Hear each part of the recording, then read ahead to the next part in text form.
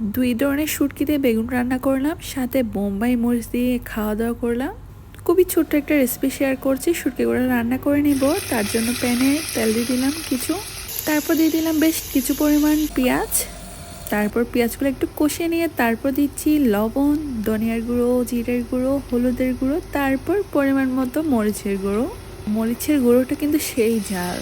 তারপর দিয়ে দিলাম একটু পানি। এখন ভালোভাবে মশলাটা কষিয়ে নিব।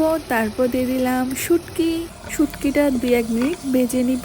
তারপর দিয়ে দিব বেগুন। শুটকিগুলোর টেস্ট কিন্তু অসাধারণ, খুবই অসাধারণ একটা গ্রান আসছিল।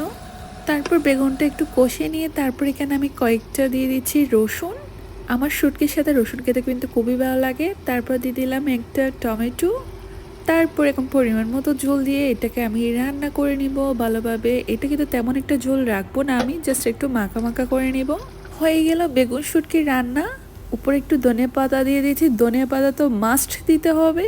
তারপর এখন আমি খাওয়া দাওয়া করার জন্য আমি একটা প্লেটে আমার পরিমাণ মতো আমার সব কিছু নিয়ে নিয়েছি। ভাত, তারপর হচ্ছে নিয়ে নিলাম শুটকি, তারপর সাথে একটা লাল টকটকে বোম্বাই মরিচ নিয়ে নিয়েছি।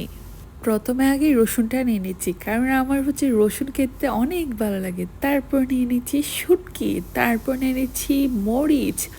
মরিচটা এত পরিমাণ ঝাল, আর আপনারা তো জানেন ঝাল খেতে আমি অনেক ভালোবাসি। ঝাল আমার অনেক অনেক পছন্দ। তো যারা যারা খেতে চান ঝটপট এভাবে করে রান্না করে ফেলুন শুটকি আর বেগুন। আমি শুটকি রান্না করি শুটকি খাওয়ার জন্য। শুটকির পরিমাণটা আমি একটু বেশি দিয়ে থাকি। আমাদের চট্টগ্রামের মানুষরা কিন্তু শুটকি বেশি পছন্দ করে। শুটকি পছন্দ করে না এমন মানুষ খোঁজাই দেয়।